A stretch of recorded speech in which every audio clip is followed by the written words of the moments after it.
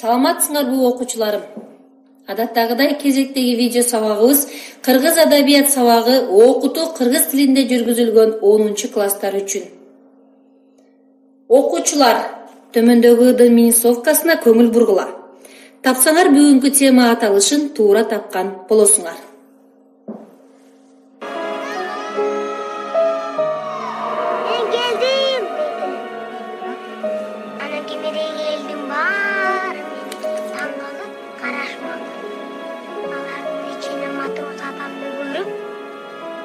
Anan atana ne dedi?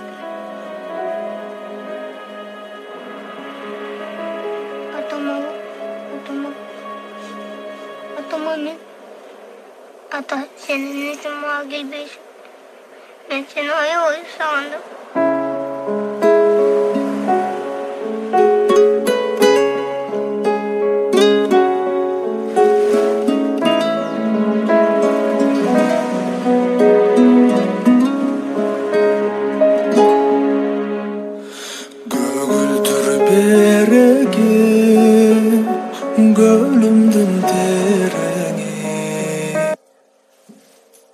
Ооба, силер байкагандай бүгүнкү тема Чыңгыз Айтматовдун Ак кеме повести Добулбаз тобунун аткаруусунда болду. Андай эмесе төмөндөгү даталарга көңүл бургула. Жазуучунун өмүр жолундагы жана чыгармачылыгындагы даталар. Чыңгыз Айтматов 1-класска 1938 кирген. Жамбыл зооветеринардык техникумда 1946 окуган. Ак кеме повести Новый мир журналында 1970 орус тилинде жарык көрөт. Ала Тоо журналында 1978 кыргызча жарыяланып, которгон Ашым Жакыпбеков. Чыңгыз Айтматов Германиянын Нюрнберг шаарында 2008 10-июнда каза болгон. Сөөгү Кыргызстанга алынып келип, борборубуздагы ата бейит көрүстөнүнө коюлган. Чыңгыз Айтматовдун эскерүүсү боюнча биринчи эмгек акысы устукан болгон. 1977 Ак кеме повести боюнча жазылган көркөм фильмдин сценарийи үчүн СССРдин мамлекеттик сыйлыгы ыйгарылган. Кыргыз Республикасынын эл баатыры болгон. Алгачкы кемеси Акча, Ак кеме повести, Фудзиямадагы Кадыр түн драмасы, Кассандра тамгасы. Ак кеме повестинин чыгармасынын негизинде тартылган кино тасмасы үчүн 1976 Фрунзе шаарында өткөн 9-чу Бүткүл Союзу кинофестивалында баш байгеге ээ болгон. Болот Шамшиев, Айтматов, Мусаев 77 СССРдин сыйлыгын ыйгарылган.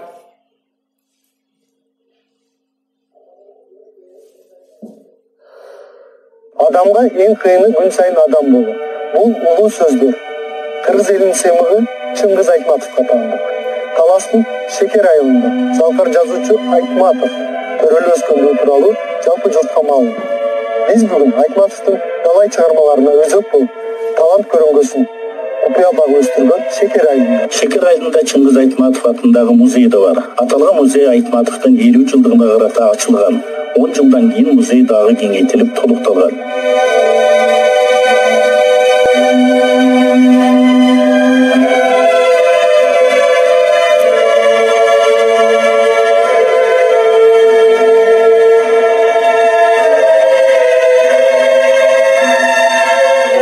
Бул музейдеги экспозициялардын негизги бөлүгү Чыңгыз Айтматовдун чыгармачылык жолун чагылдырган документтери, кол жазмалары, сүрөттөрү жана китептери түзөт.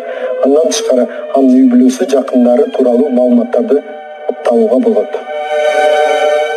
Музейде Чыңгыз Айтматовдун өмүрүн, чыгармачылык жолун чагылдырган документтери, сүрөттөрдөн тышкары жазуучунун айкели жайгашкан. Аны менен бирге эле маркумдун кийген кийими, бала чагында катчы болуп иштеп жүргөндөгү сумкасы орун алган. Мындан тышкары ал иште олтурган стол менен олтургуч музейдеги бактуу экспонаттардын бири. Чет элден жана Жети Дугандан келген туристтерди мындагы буюм тайымдар менен тарыхый документтери кызыгуусун арттырат.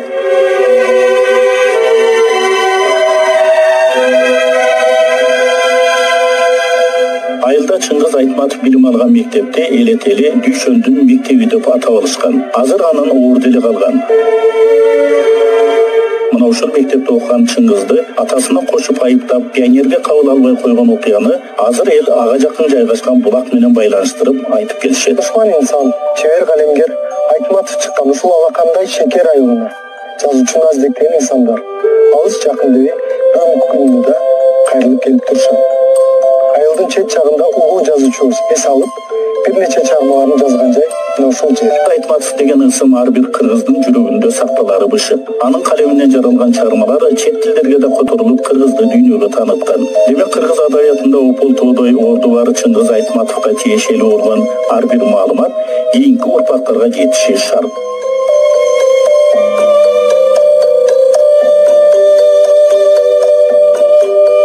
Адыл Сарыбаевдин айтымында Айтматовдор менен кошо жашап, Чыңгыз менен теңиз күн кошунасы жакын эле каза болгон. Ага чейин Төрөкул жана Чыңгыз Айтматовдор тууралуу көп эле нерселерди айтып жүрчү экен. Төрөкул Айтматов 1931 жылдан 33 жылдар аралыгында Ошто Аралан Буура райкомунун биринчи катчысы болуп иштеп кеткен. Ошол учурда 4-5 жаштагы Чыңгыз Айтматовдун балалыгы Оштун азыр Фрунзе деп аталган базарынын жанында өткөн. Ак кеме киностудиясындагы Бугөнөнүн мүйүзүндөгү ымыркай актриса Айтурган Темированын баласы. Ак кеме кино тасмасындагы Момун Асанкул Куттубаев, Орозкул Орозбек Кутпаналиев, Кулобек Чоробек Туманаев. Нургазы Сыдыгалиев, Керес Сабира Күмшалиева, Гүлжамал Айтурган Темирова. Демек, бүгүнкү сабагыбыздын максаты Ак кеме повестинде коюлган башкы маселе ыйман, адам жана жаратылыш. Ыйман араб тилинен ишеним, коопсуздук маанилерин түшүндүрөт. Ыйман адам баласына таандык болгон эң сонун ыйык сапаттардын бири. Андыктан жомок бул чыгармада жаратылышты сактоо, адамдардын ыйман маселеси курч коюлган. Аны көрсөтүү үчүн адамдын жана табияттын булгана элек таза кезине саякат жасалган. Мисалы, мүйүздүү буг эне тууралуу уламыш. Аны автор Момунга айттырат. Автордук баяндоо болбойт. Бирок Момундун жомогу өзү да жок болуп талкаланат. Адамдардын инсапсыздыгын, ыймансыздыгын, бала жүрөгү арамдык менен кыянатчылыкты кабыл албай, көктөгү чагылган сыяктуу жанып өтөт. Ал эми ыйман, адамгерчилик, Орозкулга окшогондордо бул сапатты алып жүрүшпөйт. Чыгармада адептик, ыймандык курч проблемалар көтөрүлгөн. Чыңгыз Айтматов өз чыгармаларында жакшы жана жаман жөнүндөгү адамзаттык улуттук баалуулуктарды, элдик идеяларды ачып көрсөткөн. Негизги сөздөр: жакшылык, жамандык, мүнөз, табият, салт, үй бүлө, баласыздык. Чыңгыз Айтматов Ак кеме повестинде жакшылык, жамандык түшүнүгү. Жакшылык бул оң иштердин туура аракеттери, бир сапаттардын жыйынтысы. Жамандык бул эң бир адам баласынын коомдун башына келген мүшкүл иштер, согуш, кыйроо, кырсык, өлүм, аракетчик, жаратылыштагы ар кандай кырсыктар. Чыңгыз Айтматовдун чыгармаларында адам, турмуш, бала, сүйүү, адеп-ахлак жана башка түшүнүктөр ар биринин өзүнчө кароого болот жана ар биринде жазуучунун баалуу ойлору камтылган. Жазуучу адам баласынын жашоосундагы карама-каршы өзгөчө адамдагы чоң көйгөйгө айланган коркунуч Ак кеме повестинде берилет. Чыгармада жакшылык, жамандык карама-каршыны жазуучу мындай сыпаттаган: турмуш башкача курулган, жакшылык, жамандык адамдын жашоосун саал эле жаркытса, жамандык кайра бүркөлтүүгө аңдып турганы турган. Атам замандан бери келаткан шарты ушул. Жакшылык табияттын асылдыгы, кооздугу, кыргыз эли адамдарга гана эмес, табияттын бардык мүчөлөрүнө боорукер мамиле жасаган. Табиятты сактоо, Манас, Кожо Жаш, Карагул Ботол, Буудайык сыяктуу чыгармаларында берилген. Чыңгыз Айтматов Ак кеме повестинде кыргыз жеринин керемет табиятын Санташтагы кордондун кооз жаратылышты аркылуу төмөндөгүдөй сүрөттөгөн. Токой жамынган тоолор, көздүн илеби урган кырлар, жогору ак кар, көк муз чокулар, этектеги өрт алгандай кызарган бадалдар. Жаратылыштагы мына ушундай асыл кооз нерселерди сактоо, аны адамдын мүнөзүнө пайдалануу ак кемеде өзгөчө момундун мүнөзү аркылуу ачылган.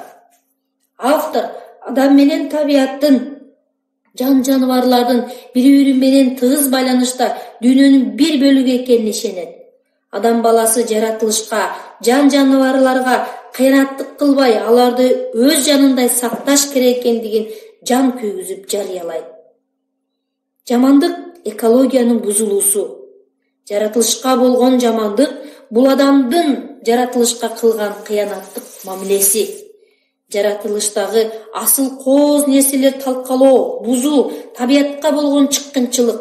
Ак кеме повестинде жазуучу жамандыктын булагы адам деген пикирди айткысы келген. Тукумун курут кылуудан сактап калган буг эненин балдарын кырып, тоолордун маралсыз калтырган адам бир гана табиятты кырсыкка учуратпастан өзүнүн жашоо булагына дагы кыянаттык кылган болот. Автор корук токойдун, карагайлардын, бүлүндүргөн ороскулдун кылык жоругуна адамдар гана эмес, таандардын дагы тынчы кетип, токой үстүндө үйүр тоор менен удургуй учуп, ызычуу салган көрүнүштү табияттын адамдарга каршы реакциясы катары берилет. Чыңгыз Айтматовдун эскерүүсү. Бул бүткүл дүйнөнүн жана ар бир адамдын иши. Бул проблеманы чечпесек, акыры кыямат болор деп эскерет. Чөптү кор тутсаң көзгө зыян деген түшүнүктү кыргыз эли жаратылышты жабыркатпа, жаратылышка ашкере кол салба, напсиңди тый, учурунда токтот, болгон байлыгыңа каниет кыл. Жаратылышка ашкере кол салсаң, ал баары бир эртели кеч өзү сени жазалайт. Анда эмесе бүгүнкү сабагыбызды бышыктайлы. Кана эмесе балдар, төмөндөгү сүрөттөн кайсы топ ак кеме повестин ырын ырдаган? Суроолорго жооп берүү үчүн 10 секунда.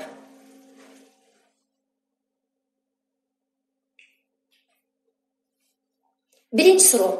Чыңгыз Айтматов жөнүндө слайд кандай сөз менен башталды? Шекер айылындагы булак жөнүндө эмне айтылат? Ак кеме повести Новый мир журналына канчанчы жылы кайсы тилде жарык көрөт? Ак кеме повести кыргыз тилине ким которгон? 1977 жылы Ак кеме повести боюнча жазылган көркөм фильмдин сценарийи үчүн кандай сыйлык ыйгарылган? 6-чы суроо. Чыңгыз Айтматовдун Ак кеме повестинде баланы кошпогондо канча куроо, канча түтүн, канча эркек, канча аял сүрөттөлөт? 7-чи суроо. Ак кеме повестинин алгачкы аталышы. 8-чи суроо. Чыңгыз Айтматовго повестинин аталышын Ак кеме деп ким сунуштаган? 9-чу. Ак кеме повестиндеги баланын аты. Анда эмесе балдар үй тапшырмасына көңүл бургула. Үй тапшырмасы. Ак кеме повестиндеги өзгөчө кичинекей Нургазынын шарты жок болсо да, окууга болгон билгирлиги сага кандай таасир тийгизди? Жакшы окуп, көп ийгиликтерди жаратыласыңбы? Бул чыгарманын жана кинонун тийгизген таасири кандай? Бул боюнча окуучулар баяндама жазуу берилет. Анда эмесе кийинки сабакка чейин жолугушууга сак саламатта калгыла.